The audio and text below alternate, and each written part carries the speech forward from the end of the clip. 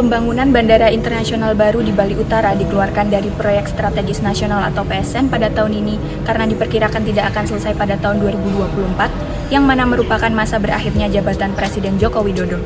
PSN sendiri merupakan proyek-proyek infrastruktur Indonesia pada masa pemerintahan Presiden Joko Widodo yang dianggap strategis dalam meningkatkan pertumbuhan ekonomi, pemerataan pembangunan, kesejahteraan masyarakat, serta pembangunan di daerah. Namun, pembangunan bandara ini tetap dilanjutkan, hanya saja memiliki laju pembangunan yang berbeda. Pendekatan perencanaan. Adapun pendekatan perencanaan yang dilakukan dari pemerintah yaitu dengan pendekatan kritis, di mana pemerintah meminta saran dan komentar dari para ahli yang berdasarkan kepentingan bersama, baik pemerintah, perencana, maupun masyarakat. Dalam kasus ini, pemerintah mempercayakan Universitas Udayana untuk membantu pembangunan bandara yang berdasarkan kearifan lokal tersebut. Proses perencanaan Bandara Bali menggunakan prinsip comprehensive planning, dikarenakan terdapat pada RT/RW masing-masing Perda nomor 16 tahun 2009 dan Perda nomor 9 tahun 2013. Dalam prinsip comprehensive planning ini, pemerintah dibantu oleh beberapa ahli dan teknokrat yang diharapkan dapat membantu merealisasikan ide-ide dari pemerintah tersebut. Adapun bagian dari proses perencanaan yang dilakukan dalam pembangunan Bandara Bali Utara ini adalah sebagai berikut. Pertama, pengumpulan dan pengolahan data. Kedua, analisis. Ketiga, penyusunan rencana. Adapun penyusunan rencana terdiri dari perumusan tujuan dan sasaran perencanaan, pengembangan dan alternatif rencana, evaluasi dan pengesahan rencana. Dan keempat, yaitu implementasi rencana. Prosedur dalam perencanaan Bandara Bali Utara ini dilakukan dalam beberapa tahap.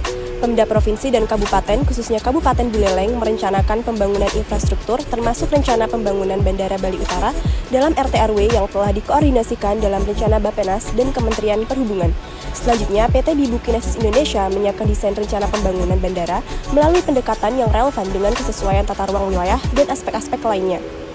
Kemudian diajukan izin mengenai lokasi bandara dan kaidah-kaidah yang harus dipenuhi, dan akhirnya disetujui oleh gubernur dan ditunjukkanlah lokasi di wilayah laut atau pantai pada Kecamatan Kubu Tambahan, Kabupaten Buleleng.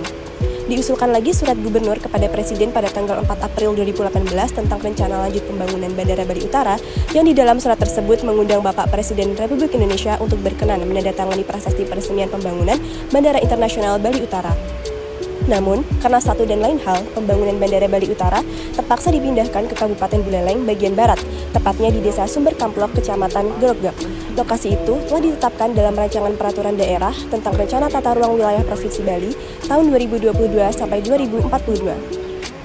Stakeholder dan perannya. Yang pertama, pemerintah dan BUMD yang memiliki peran penting dalam hal mengambil kebijakan baik yang dilakukan oleh Kementerian Pekerjaan Umum, Kementerian Keuangan, Kementerian Perhubungan, dan pemerintah daerah. Yang kedua, PT Angkasa Pura I sebagai pendukung dan pengelola bandara di luar pengelolaan pemerintah untuk kawasan Indonesia Timur untuk meningkatkan nilai komersial dan inovasi sehingga tercapai kepuasan konsumen dan masyarakat pengguna transportasi udara di Bali Utara. Yang ketiga, Kementerian Investasi, Kementerian Kelautan dan Perikanan, dan Kementerian Perencanaan Pembangunan Nasional atau Bappenas yang memberikan surat rekomendasi perencanaan pembangunan bandara. Yang keempat, tokoh agama dan adat Bali, Desa Adat Kubu Tambahan sebagai perwakilan untuk meneruskan pernyataan warga dari Desa Adat Kubu Tambahan yang mendukung pembangunan bandara. Yang kelima, pemerintah pusat bersama pemerintah Kabupaten Buleleng yang menggarap penyusunan dokumen di rencana detail tata ruang atau RDTR sebagai arahan prioritas nasional bandara baru di Buleleng. Yang keenam, Bupati Buleleng dan Ketua DPRD Buleleng yang mengajukan permintaan pembangunan kepada pemerintah pusat di Jakarta sesuai dengan pertimbangan teknis yang ada di RDTR. Yang ketujuh, konsultan perencana yang memiliki peranan dalam menganalisis daya dukung tanah dan pondasi dan kekuatan konstruksi, mekanika teknik dan teknologi bahan konstruksi, serta pemilihan material yang sesuai. Yang kedelapan, arsitek merupakan pemeran utama untuk transformasi material yang dilakukan pada konstruksi baja menjadi struktur yang mampu terapung serta sentuhan green building pada setiap bangunannya.